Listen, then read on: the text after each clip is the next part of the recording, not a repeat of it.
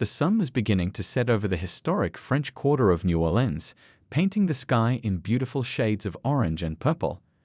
The old buildings with their intricate ironwork balconies seemed to glow in the fading light. On Chartres Street, tourists strolled along taking photos while street musicians filled the air with jazz tunes that seemed to tell stories of the city's rich past.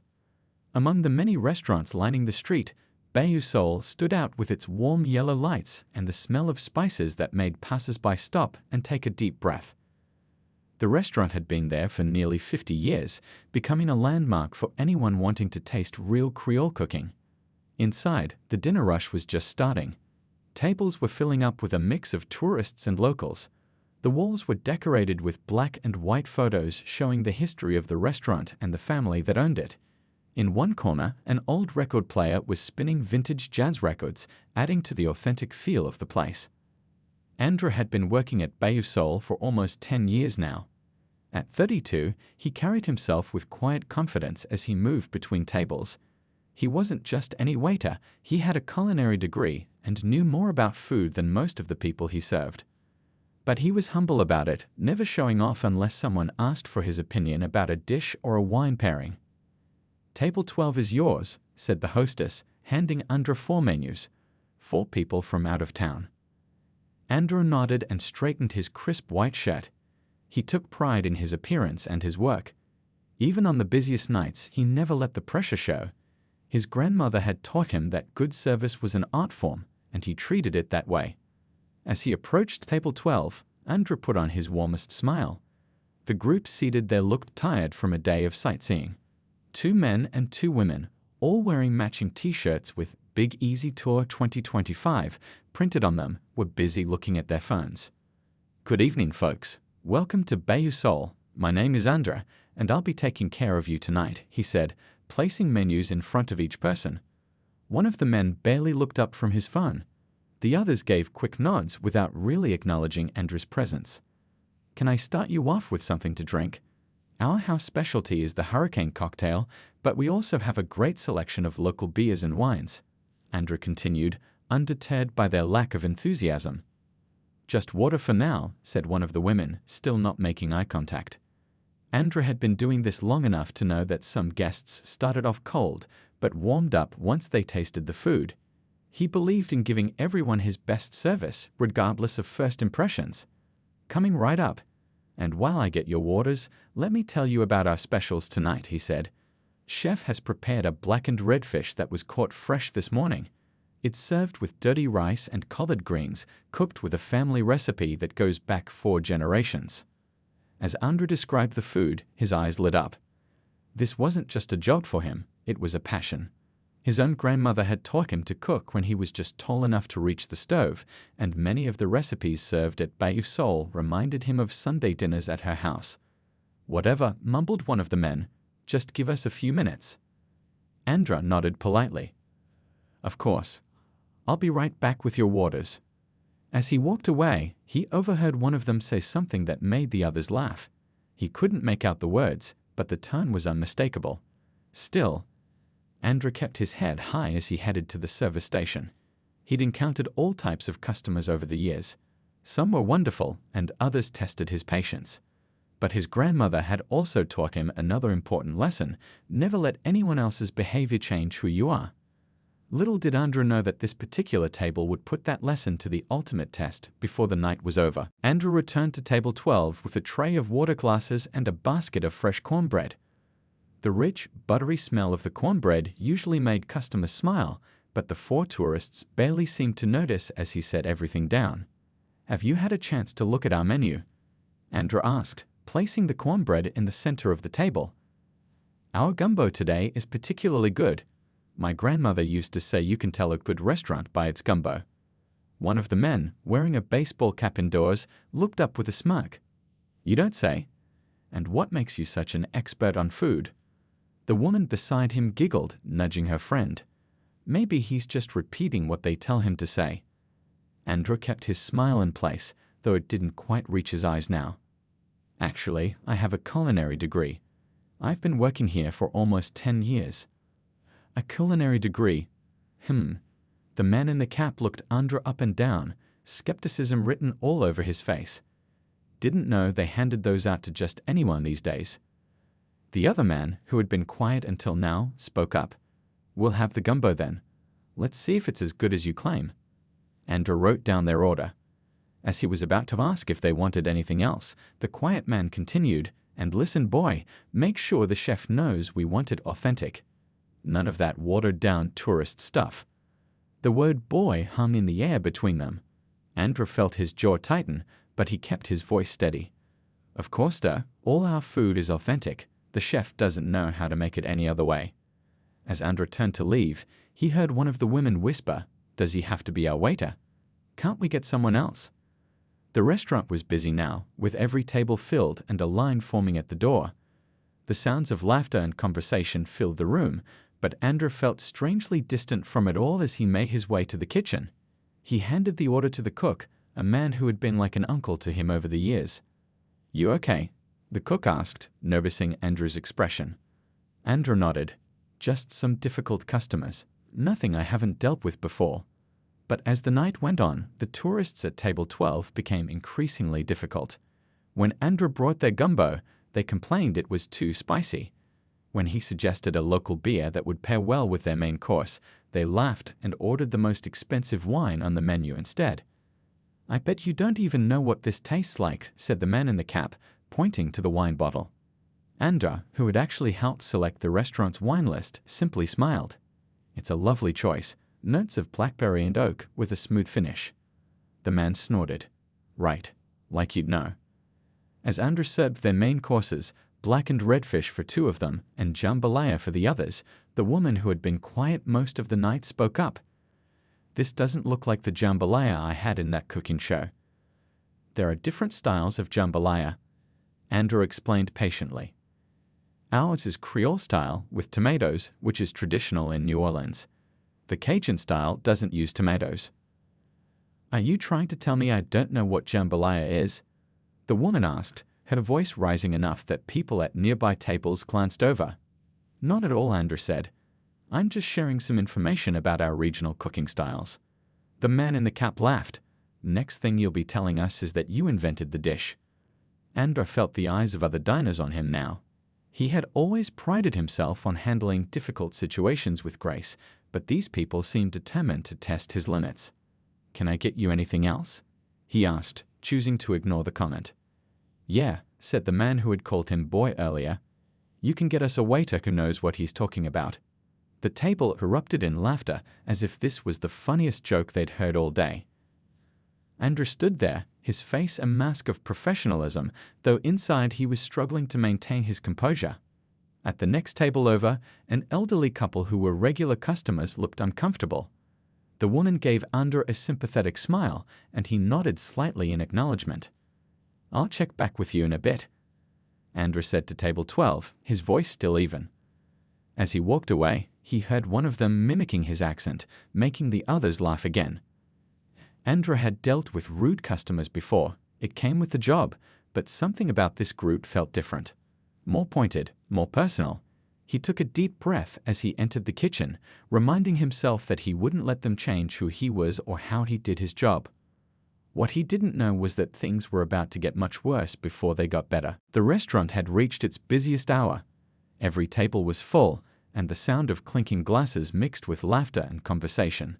Servers weaved between tables, balancing trays of steaming food. The smell of spices filled the air, paprika, thyme, cayenne pepper, creating that unmistakable New Orleans aroma. Andrew had been checking on his other tables, grateful for the normal, pleasant interactions that reminded him why he loved his job. An older couple celebrating their anniversary. A family visiting from California who genuinely wanted to learn about the local cuisine. A group of friends who treated him with respect and laughed at his joke about the difference between Creole and Cajun cooking. But he couldn't avoid table 12 forever. Taking a deep breath, he approached the 4 tourists again. Their plates were nearly empty, which usually meant happy customers.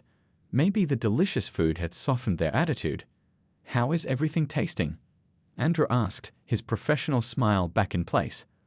The woman who had complained about the jambalaya pushed her plate away. It was fine, nothing special. Andrew nodded. Would you like to see our visit menu? The bread pudding with whiskey sauce is our signature. This isn't real Creole food, interrupted the man in the baseball cap, cutting Andrew off mid-sentence. I watched a whole documentary about New Orleans cooking last month. This jambalaya is all wrong. Andrew paused, considering his response carefully. Everyone has their own family recipe for jambalaya. Ours comes from the owner's grandmother, who was born and raised right here in the 7th Ward. Yeah, well, I think you people just make up these so-called authentic dishes for tourists, the man said, using air quotes around the word authentic. His voice had gotten louder, and heads were turning from nearby tables. The second man chimed in, and you charge way too much for it. Andrew felt a flash of heat rise up his neck, but kept his voice level. I'm sorry you feel that way. Would you like to speak to my manager about your concerns? Yeah, get your manager, said the baseball cap guy.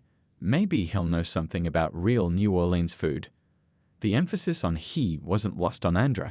He nodded and turned to find the floor manager, a woman named Denise, who had worked at the restaurant for over 20 years. Everything okay? Asked the elderly woman at the next table, reaching out to lightly touch Andrew's arm as he passed.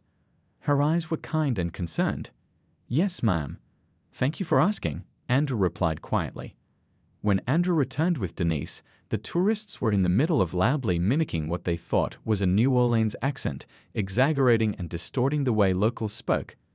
They fell silent when they saw Denise, an elegant black woman in her 50s with silver streaks in her hair.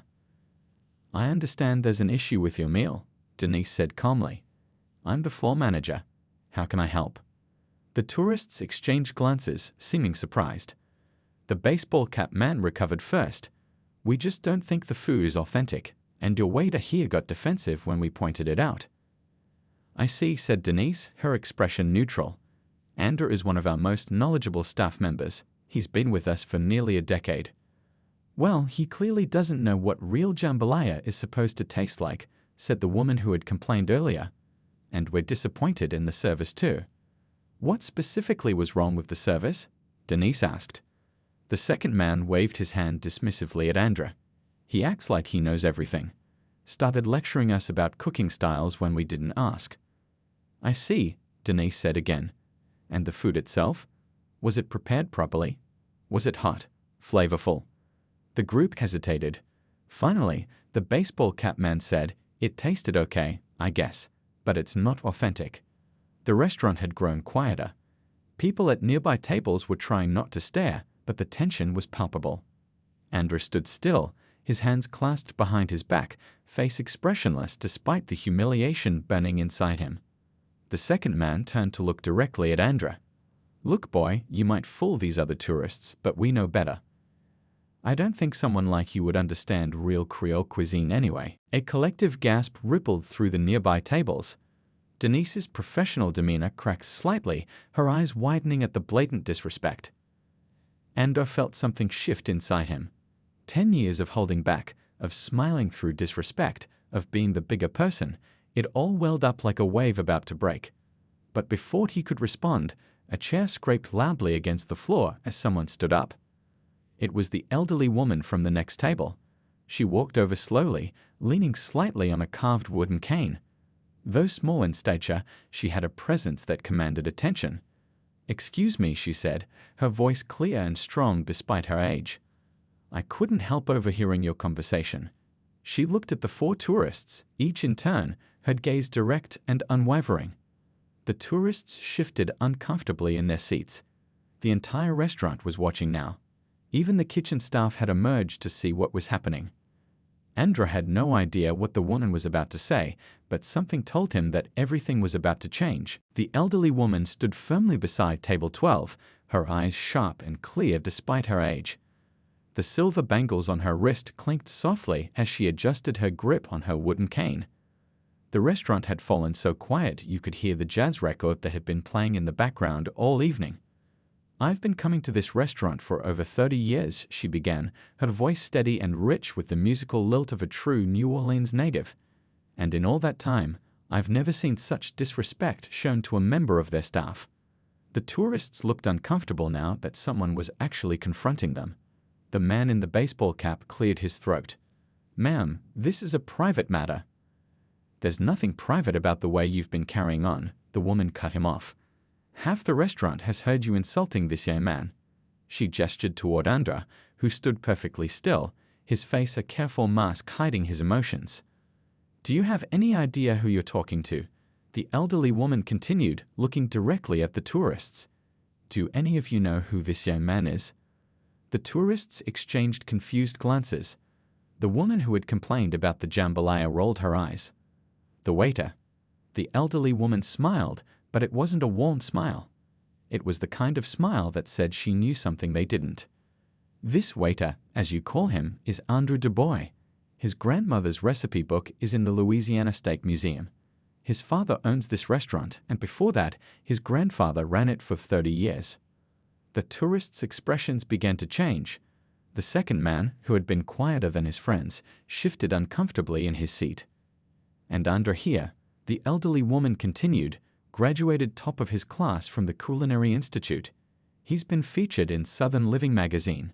That jambalaya recipe you claim isn't authentic. It's been in his family for 4 generations." A murmur spread through the restaurant. Andra finally spoke, his voice gentle as he addressed the elderly woman. "Ms. Leona, it's okay. You don't need to." "Hush now, child," Ms. Leona said, patting his arm.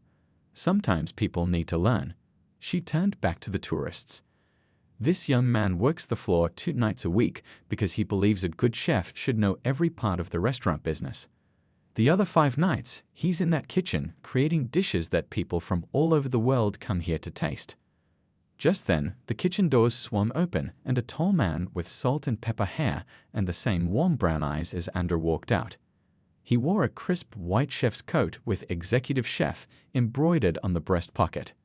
The resemblance between him and Andra was unmistakable. "What's going on out here?" he asked, his deep voice carrying across the quiet restaurant. Denise, the floor manager, leaned in to explain the situation in hushed tones. The man's expression darkened as he listened, his eyes moving to the tourists at table 12. "Pop, it's fine," Andra said quietly. "I can handle this." The older man, Andra's father and the owner of Bayou Sol, nodded slightly but didn't leave. Instead, he walked over to join Ms. Leona beside the table. "I'm Raymond Dubois," he said to the tourists. "I own this restaurant. That jambalaya recipe you're criticizing. My mother taught it to me when I was 10 years old. She learned it from her mother, who was cooking in New Orleans kitchens before your grandparents were born." The tourists were silent now, their faces reddening with embarrassment as they realized their mistake. "And that young man you called Boy?" Raymond continued, his voice controlled but firm. "That's my son. He's also the head chef here Tuesday through Saturday. Tonight he's on the floor because our regular waiter called in sick, and Andra believes that no job in this restaurant is beneath him." The woman who had complained about the jambalaya looked like she wanted to disappear into her chair. The baseball cap man had removed his hat and was clutching it in his hands, his knuckles white. We didn't know," the second man stammered. "We're sorry." Raymond nodded slowly. "I'm sure you are, now that you know." A man from another table called out, "Their jambalaya is the best in the city." Several others nodded in agreement. Andra won the Regional Taste Award 3 years running, added a woman near the window. "My husband and I drive 2 hours just to eat here." More voices joined in, sharing stories of special occasions celebrated at Bayou Sol, of dishes they loved, of Andra's kindness and expertise. The restaurant had come alive with a sense of community and pride. The 4 tourists looked overwhelmed, their earlier confidence completely deflated. They sat in silence as the wave of support for Andra washed over them. Ms. Leona turned to Andra with a gentle smile. "You've always been too humble, child. Sometimes people need to know who they're dealing with." Andra looked around at the faces of regular customers, many of whom he knew by name. He felt a lump in his throat at their support, but also a growing sense that this moment could be more than just embarrassment for the tourists. It could be a chance for something better. The atmosphere in the restaurant had completely transformed. What had started as an uncomfortable confrontation had turned into something like a community gathering. Regular customers were sharing stories about Andra's cooking, his kindness, and his talent. "Remember that time during the big storm 2 years ago?" called out a middle-aged man sitting with his family. Andrew kept this place open and fed everyone for free. Said nobody should go hungry during hard times. And he cooked for my mother's funeral, added a woman near the bar, wouldn't take a dime for it. The tourists sat in stunned silence, their faces a mix of embarrassment and shame. The man in the baseball cap kept his head down, twisting his napkin between his fingers. The woman who had complained about the jambalaya stared at her plate, unable to meet anyone's eyes. Andrew felt a strange mix of emotions. There was still the sting of their insults, but he also felt warmed by the support of his community. Their words were washing away the hurt, replacing it with something stronger. His father, Raymond, placed a hand on his shoulder. "What would you like to do, son?" he asked quietly. Andrew knew what his father was asking. In that moment, he had the power to have these tourists removed from the restaurant. Most owners would have done so already, but something inside him pushed in a different direction. "I think I'll get them some dessert," Andrew said, surprising everyone, including himself. Raymond's eyebrows rose, but there was a glint of approval in his eyes. "You sure about that?" Andrew nodded. "I'm sure." As Andrew turned toward the kitchen, the second man at the table finally spoke up. "Wait," he said, his voice strained. "Please don't go yet. We owe you an apology." Andrew paused, turning back to face them. "What we said was inexcusable," the man continued. "I'm ashamed of how we treated you. We were ignorant and disrespectful." The woman who had complained about the jambalaya looked up, her eyes watery. "I'm so sorry. I don't know why we acted that way. It's not who we want to be." "Speak for yourself," Ms. Leona muttered, but her comment was gentle enough that only those closest to her could hear. The baseball cap man finally looked up. "We were stupid, plain stupid, and I'm sorry for what I called you. There's no excuse for that." Andrew took a deep breath.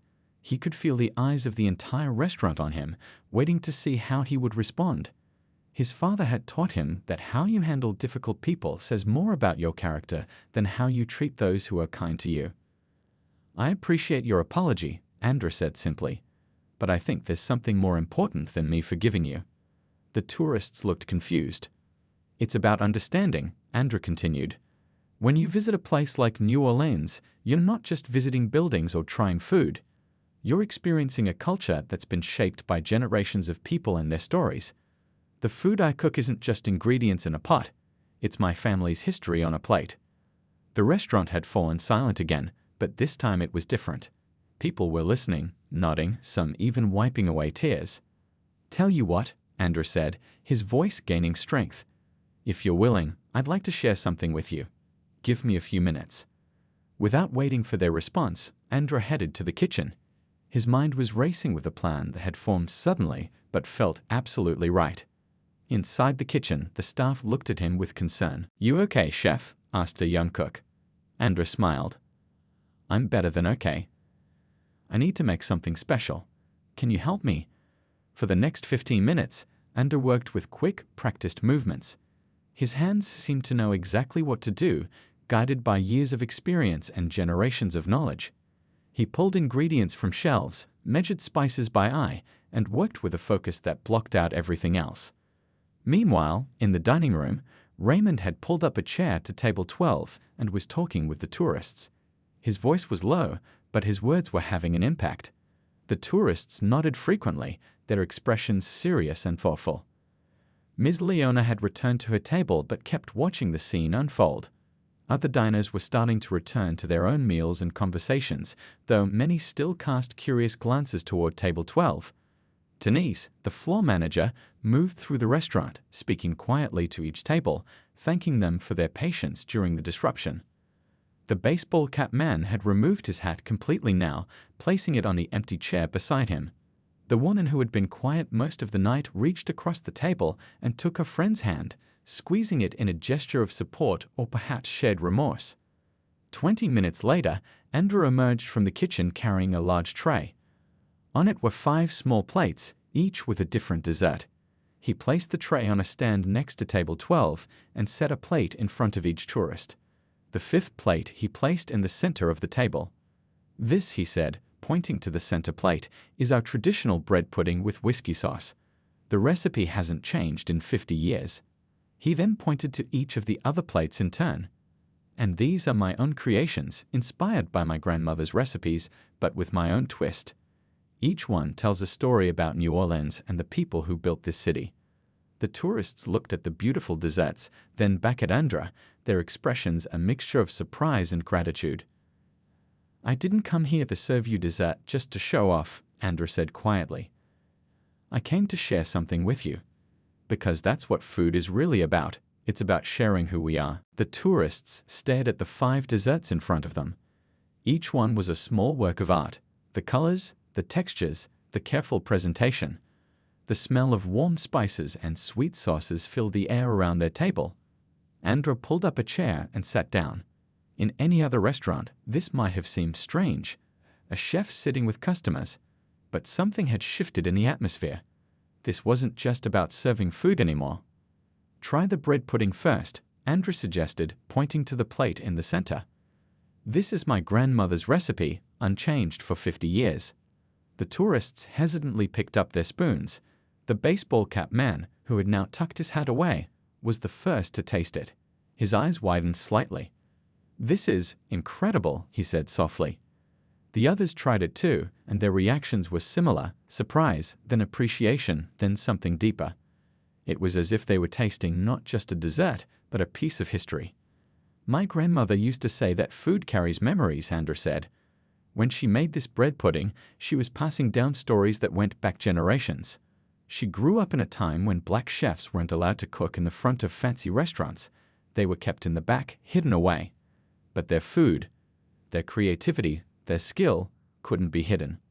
The tourists listened, really listened, maybe for the first time that night. Around them, the restaurant continued its usual evening buzz, but at their table, something important was happening. "Now try this one," Andra said, pointing to a beautiful dessert with layers of cake, fruit, and cream. "This is my take on a traditional trifle, but I use local strawberries and Louisiana pecans. The cake is made with cornmeal, which might sound strange, but there's a reason for it." As the tourists tasted this second dessert, Andra continued, "New Orleans cooking is a mix of so many cultures: French, Spanish, African, Caribbean. People brought their cooking traditions here and adapted them using what was available locally. That's why our food is unique. It tells the story of people coming together, bringing their heritage, and creating something new." The woman who had been quiet for most of the night spoke up. "I didn't know any of this. The food tour we took yesterday didn't explain it like this." Andra nodded. "Most tours just scratch the surface. They tell you what's in a dish, but not why it's there or what it means." "What about this one?" asked the second man, pointing to a small, delicate pastry dusted with powdered sugar. "That's inspired by French beignets, which you can get at Café du Monde," Andra explained. "But I've filled mine with a sweet potato cream." Sweet potatoes were a staple food for many black families in the South. During hard times, they kept people fed. "My great-grandmother used to make sweet potato pies that people would line up around the block for." As the tourists tasted each dessert, Andra explained the history behind it, how different cultures had influenced New Orleans cooking, how recipes had been passed down through generations, how food had been a way for people to preserve their heritage even when they had little else. The baseball cap man, who had been the most vocal with his insults earlier, was now quiet and thoughtful. "I never thought about food this way," he admitted. "To me, it was just something to eat." Andra smiled. "That's the beauty of it. Food can be just something to eat. It satisfies our hunger. But it can also be so much more. It can tell stories, preserve history, bring people together." The woman who had complained about the jambalaya looked at Andra with genuine curiosity now. "How did you learn all this?" "About the history of the food." "From my family, mostly," Andra replied. "My grandmother would tell stories while she cooked. And later, when I studied culinary arts, I made it a point to learn not just how to make dishes, but where they came from. The people behind the recipes matter as much as the ingredients." By now, the tourists had tried all 5 desserts. Their earlier arrogance had completely disappeared, replaced by a humbled appreciation. "I wish we could take back what we said," the baseball cap man said, his voice cracking slightly. "We were so wrong." Andra nodded, acknowledging their regret. "The thing about cooking is that mistakes happen all the time. What matters is what you do next. A good chef doesn't throw out the whole dish because of one mistake. They find a way to make it right. Raymond, who had been watching from nearby, approached the table. "How's everything going over here?" he asked, his eyes moving from the tourists to his son. "Pop, I was just explaining how our food tells the story of New Orleans," Andrew said. Raymond smiled. "And nobody tells that story better than you, son." He turned to the tourists. "I hope you're enjoying the desserts. My son doesn't make these for just anyone." The tourists nodded, their expressions solemn and appreciative. "We were actually thinking," the woman who had been quiet most of the night said hesitantly, "if it's not too much trouble, could we come back tomorrow? For a proper meal? We'd like to experience the food as it's meant to be experienced." Andrew and his father exchanged glances. Then Andrew smiled. "We'd be happy to have you back. And if you're interested, I could give you a quick tour of the kitchen before you go. Show you where the magic happens." The tourists' faces lit up with surprise and gratitude. "We'd love that," the baseball cap man said. "Thank you, really thank you." As Andrew stood to lead them to the kitchen, he caught Ms. Leona's eye from across the room. She gave him a small nod of approval, a gesture that meant more to him than any culinary award ever could. 6 months had passed since that unforgettable night at Bayou Sol. The restaurant was busier than ever, with a line often stretching down the block. What had happened that evening had spread through social media like wildfire after someone recorded the end of Andrew's impromptu food history lesson and posted it online. The video had gone viral, not for the drama or the conflict, but for the way Andrew had turned an ugly situation into something beautiful. Comments poured in from around the world, praising his patience, his wisdom, and his ability to educate without shaming. On this particular evening, Andrew stood in the kitchen of Bayou Sol, watching his team prepare for the dinner rush. The kitchen had been expanded recently, with new equipment and more space for the growing staff. But the heart of it remained the same, the old spice rack his grandmother had used, the well-worn wooden cutting board that had been in the family for generations. "Package for you, chef," called out one of the kitchen assistants, handing Andrew a small box. Andrew wiped his hands on his apron and took the package. It had an unfamiliar return address from a city several states away. Curious, he opened it carefully. Inside was a handwritten letter and a check. Andrew unfolded the letter and began to read. "Dear Andrew," it began, "you probably don't remember us, but we're the 4 tourists who behaved so terribly at your restaurant 6 months ago. We've wanted to write to you for some time, but it took us a while to find the right words." Andrew leaned against the counter, memories of that night flooding back as he continued reading. "What happened that night changed us in ways we never expected. After leaving your restaurant, we spent hours talking about our behavior and why we acted the way we did. It wasn't easy to confront our own prejudices, but your kindness made it impossible for us to ignore them any longer." The letter went on to explain how the tourists had returned to their hometown with a new perspective. The man who had worn the baseball cap had started a community cooking class at his local community center, where people from different backgrounds shared their family recipes and the stories behind them. "We're learning that food isn't just something you eat," the letter continued. "It's a way to connect, to understand each other's cultures and histories. You taught us that in one evening, and it's a lesson we'll never forget." Andrew smiled as he read how the tourists had organized a fundraiser in their community. They had shown the viral video, talked about their experience, and raised money for culinary scholarships for underprivileged youth. "Enclosed is a check for $10,000, the letter said. "It's from our fundraiser. We hope you'll use it to help young people who want to pursue careers in cooking but might not have the means to do so. We can't think of a better way to honor the lesson you taught us." The letter was signed by all 4 tourists, with a PS that read, "We've booked tickets to New Orleans next month. We'd be honored if you'd let us take you to dinner, at a restaurant of your choice, of course. We promise to be on our best behavior." Andrew folded the letter carefully and tucked it into his pocket. He would show it to his father later, and they would figure out how best to use the money.